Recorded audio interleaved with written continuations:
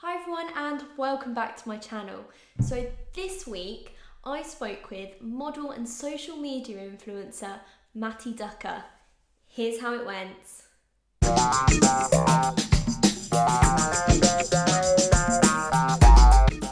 Hi Matty. I don't love you, okay? I'm good, how are you? I'm very well, thank you. I'm very well. So the first question I want to kind of ask you and speak about, you've done quite a bit of modelling Yeah, with the absolutely. likes of, I believe, 11 Degrees and Gym King as well are on the Yeah, list. I've done work with 11 degrees in drinking. Yeah. Yeah, so how did you get into modelling? To be fair, quite funny. To be fair, I started working out and hitting the gym and doing all that sort of stuff. I was more about the fitness side, and then I entered a bodybuilding competition when I was 21, and that went really well. And then I was sort of like, I really wanted to focus on the bodybuilding sort of fitness sort of path because I was just an absolute fitness fanatic. And then my mate, who was a photographer at that time, used to, when people go around in clubs and bars and take pictures, he was like the Oh, cameraman for some of them. So, and he knew quite a few low branded clothing brands, just like startup ones. yeah. So he got hired by them to take the pictures, but they didn't have any models. So he said, all right, so and so needs a model, so and so needs a model. And these were like really low sort of branded sort of Instagram brands, with like a Yeah. couple of hundred followers, tops 1,000. You know what I mean? Um, so I did a few of those shoots, and then I did an ASOS Marketplace one, but ASOS Marketplace sent the photographer about 100 tie-dye t-shirts, and I shot those in his spare room with just a white wall. That was like my first one of my first shoots that I remember. It was like 100 tie-dye t-shirts in my mate's spare room, him taking the pictures, and that's it. Like, obviously I didn't get paid, didn't get anything, just from experience. And then I know the owner of Gym King is a good mate of mine, and he sort of I knew him from I actually met him going out in town, and we got talking. This is when Jim King was just coming up. Okay, So I yeah. was like, you must be doing well for yourself and stuff like that. And then ever since then we've sort of like you know sort of talked every now and then. And then he actually hired my friend who was the photographer as his photographer for Jim King. So one day I get a message off the photographer saying, "Oh, Jay, the owner of Gym King, Jay needs a model in Leeds like in an hour. Can you? Like, his model's dropped out. Can you fill in?" I was like, "Yeah, sound." So I did the Gym King shoot for it was only about an hour and a half, 2 hours, just in the Leeds City Centre. Just going to different locations, and then yeah, I ended up doing that. And then that's probably like I get asked this quite a lot, like how did you get into it? And you sort of have to be lucky in a sense. And it's all about who you know. And obviously I knew him, and then he offered me that. So in a sense, like I took the opportunity while I could, and then ever since then it just sort of grew and grew and grew, and one thing led to another. Did work with 11 Degrees about a year and a half, 2 years ago, and then collaborated with Boohoo, Couture Club, all that sort of stuff. So yeah, it's just getting better and better. Okay, it sounds really good. So it almost sounds like it's not what you know, it's kind of who you know.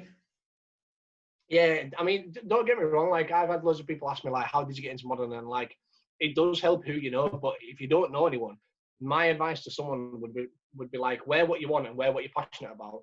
But if there's a brand that you really like, wear the stuff, get a picture in it, put it on social media, tag them in it, because 9 times out of 10 they will see it, and it's just getting your face out there.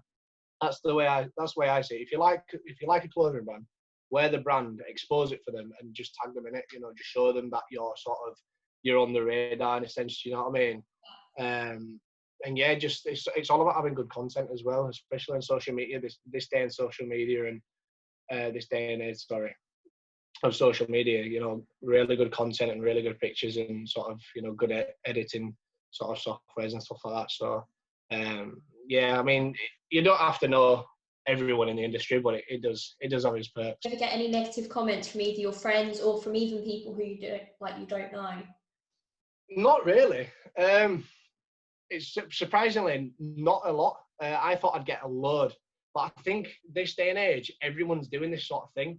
Do you know what I mean? Everyone's posing on Instagram. Everyone's trying to get into that sort of influence sort of life, and it's just what you see on Instagram. I mean, if I was the only person or one of the only people doing this, then I think I'd get a lot of shit.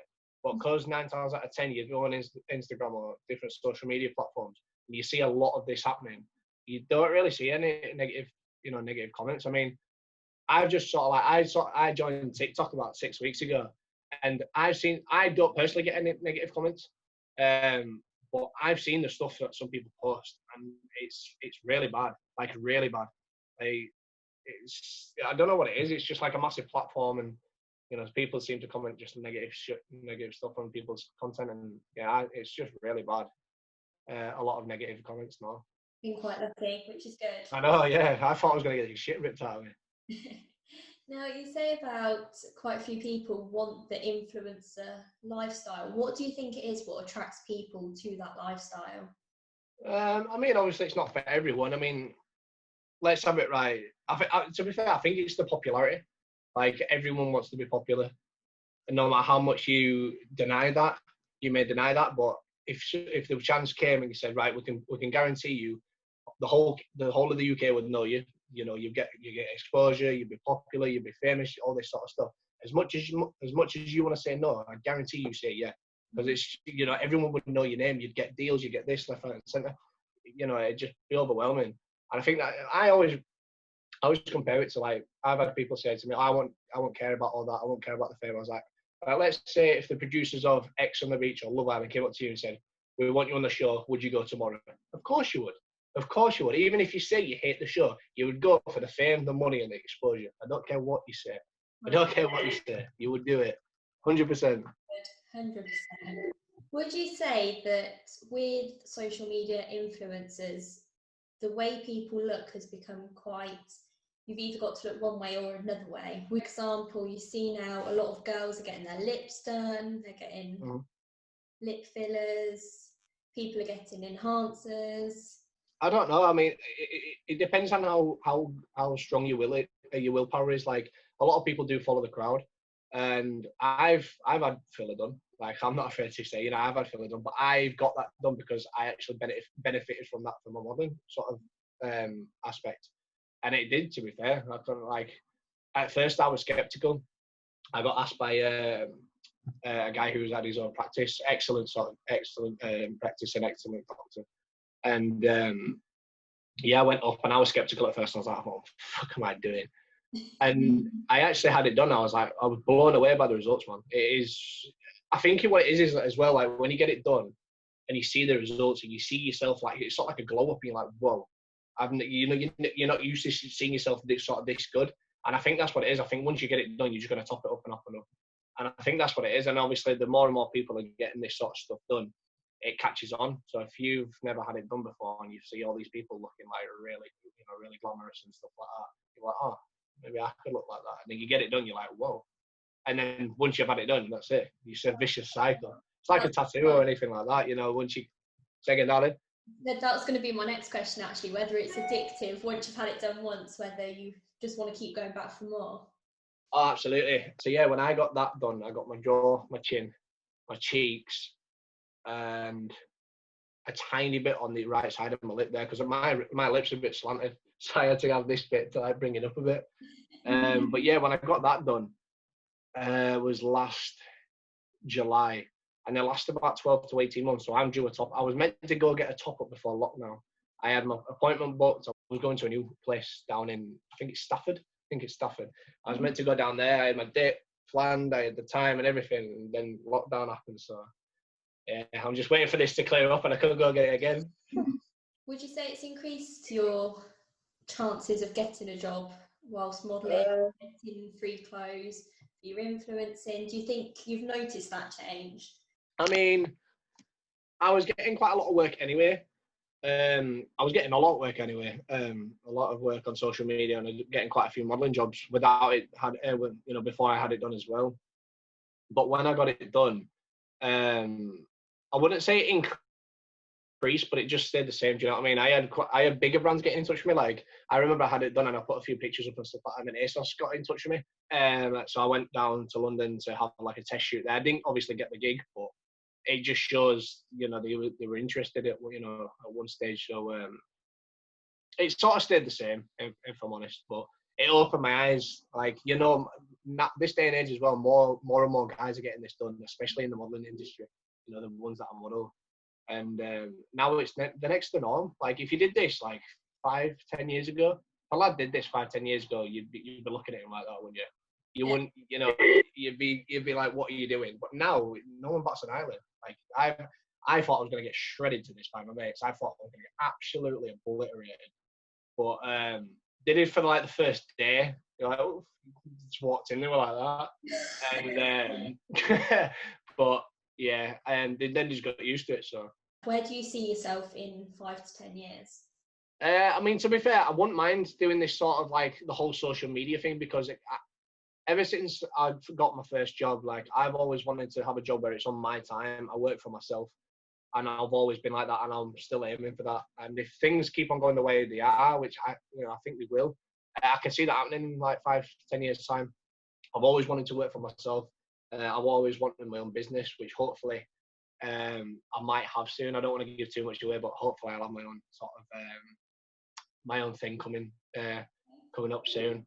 And I've recently started working with Herbalife as well. Don't know if you've heard of Herbalife Nutrition. I've been using their products for quite some time, but then I agreed to sort of like work with them as well last week, and it's sort of like a distributor. So I obviously help sell their products and grow a team of my own and whatnot. And I've started seeing the money side to that as well, and it's the money in that is really, really well paid if you get the momentum. So hopefully in 5-10 years time, everything will be on my time. I'll have my own businesses. And yeah, I'll just be working for myself, because I just don't like the idea of me working really hard to make someone else rich. Yeah. Do you know what I mean? Like, I want to work really, really hard to make myself rich. Do you know what I mean? Yeah, completely get that. Which is, it's good to have that drive. And yeah, exactly. I mean, there was a guy that I've seen on TikTok, and he's sort of like this inspirational dude, and like he does get ripped for it, but some of the stuff he comes out with, you're like, whoa. Honestly, it's like, he said something like, worker comes up to the boss, and he goes, oh, that's a nice Lamborghini. When did you get that? And then the boss turns around to him and goes, oh, if you keep on working hard, I might get myself another one next year. mm-hmm. And that sort of put it in perspective to me. I was like, oh, shit. You know what I mean? That's, you shouldn't be saying that sort of stuff. You shouldn't have that mentality to want to make someone else rich and put all your hard efforts into someone else. And it's true. It is really true. Like, that quote is. That just stuck with me. Like I saw that, and that just drove me to even like to work harder. To be where I want to be. So, but yeah, that just stuck with me. That I was like, whoa, that's deep. It hit different. You've been doing TikTok. Where do you get your ideas from? Because some of them they have me in stitches, so let alone everyone. I mean, I don't know if you're familiar with my TikTok, but I like a rant. I like to rant, and it just comes to me, like, especially when I rant. If I feel like I'm driving and I see something that makes me laugh, I'm just like, what the fuck? I'll comment on it. I'll say, right, I need to make a TikTok for that, and I just come out with some random shit. Like, I come out with some apps. Like, I say what I think as well. And like most people, when you get to know me, most people think I'm a bit of a prick, but I'm not. I just speak the truth, and I just speak what I see. Do you know what I mean? I'm not afraid to hold back. It's the best way to be. Yeah, exactly. If you just speak your mind, it doesn't really. Sometimes it can land you in shit, but you just got to speak your mind. But yeah, in regards to my ideas, I just come up with some stupid stuff, and like I like to make people laugh as well. Like, TikTok is the sort of platform where I like to sort of show my personality. Because in Instagram, you don't really show that. Instagram's just pictures and promotion, and it's sort of like it's quite fake, Instagram. I mean, I'm not saying I'm fake, which I'm far from it. But Instagram's sort of like where you want to look pretty. It's where you get your collaborations. It's sort of, you can't show your personality. Whereas TikTok, it's all videos. You can express yourself. You can do funny stuff. You can do stupid things. You can make people laugh. So that's where I have TikTok for my personality and just being stupid. and Instagram's sort of like the professional sort of modeling, sort of that sort of stuff. You know what I mean? So, What would you say your biggest learning curve has been since starting in the influencer world? I wouldn't say the learning curves. They're just sort of like realizations, and like I've had quite a lot of knockbacks in the industry. It's like I've been to castings before. Like it's like when a big brand gets in touch with you and they say, "Oh, we want you to collaborate, or we want you to do a shoot." You get really excited. You're like, "Oh yeah, that's class. I'm there." And then they invite you to a casting, and then you do the casting, and then they either don't get back to you or you're unsuccessful. And I've had quite a lot of those. And it's sort of like, it's how you handle that sort of stuff. You have to be incredibly resilient in this industry as well. It's like you're not going to get every gig, and there's a million of the models out there. You know, there's some that are better looking, there's some that are worse looking. You know what I mean? But you've just got to accept that you're not going to get everything. So I wouldn't say the learning curves, the sort of like reality checks. Like you're not going to get everything. And there's times where I've like been rejected, and and I've thought about just like I can't be asked for this. Do you know what I mean? Like I can't be asked to go into the next cast, and I can't be asked like uploading the next picture on Instagram and stuff like that. And that's quite tedious as well, because when you get a decent following, I reckon like you have to keep the content up. Like you have to be posting at least like once a day or once every 2 days.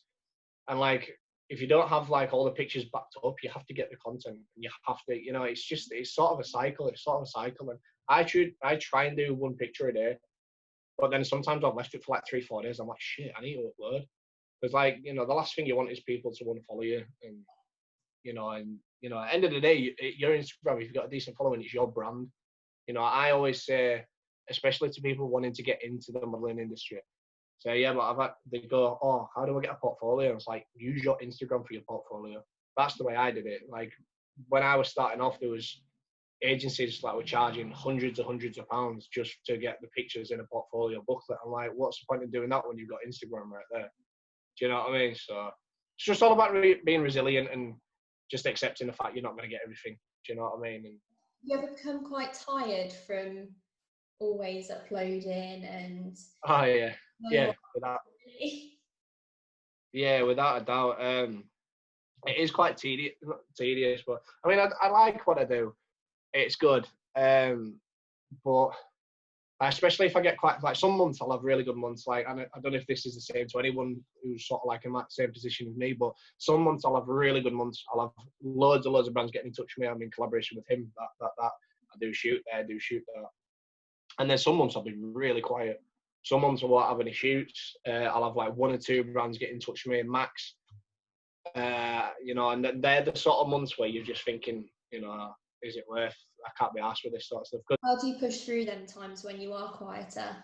I don't know, to be fair. Like I try and keep myself busy as well. So like during lockdown, when lockdown started, I knew everything was going to dry up.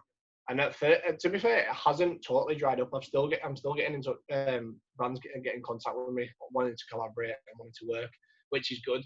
But obviously, it has taken a bit of a dip. But I said to myself at the start of lockdown, I said, I'm not going to be one of these people who's just laying about doing nothing. Like I go insane.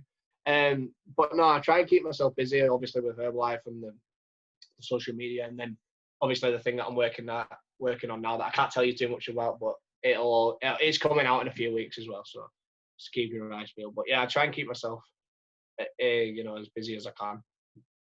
But yeah. Fantastic. Well, thank you very much. You're very welcome. You're very welcome, man. Now, it was so interesting to speak with Matty about life as an influencer and how beauty enhancers have become the norm as such within the industry and even within the model industry. Now, what stood out for me was when Matty was saying about you should be your own boss, because an employee goes up to a boss, says, nice car, the boss goes, thanks, you work hard, I'll have another one next year. And that quote is so true. So if you've got something what you want to do, make sure you go and do it. Make sure you go and achieve it. The other thing that stood out for me was how many setbacks Matty's actually had. Now, he's very successful and he's just kept going and going and going until he's become a success. I think that's one of the key lessons from this interview, is that no matter how many setbacks, if you keep going, you'll eventually get where you want to be. Now, to follow Matty, I'll put his TikTok and Instagram here. If you have someone that inspires you, please comment below. I'm always so intrigued to find out who inspires you guys and who you look up to. Likewise, if you have an inspirational story or believe that you're an inspiration, comment below or message me on one of my social media platforms. Don't forget to hit subscribe, and I'll speak to you all next week. See you later.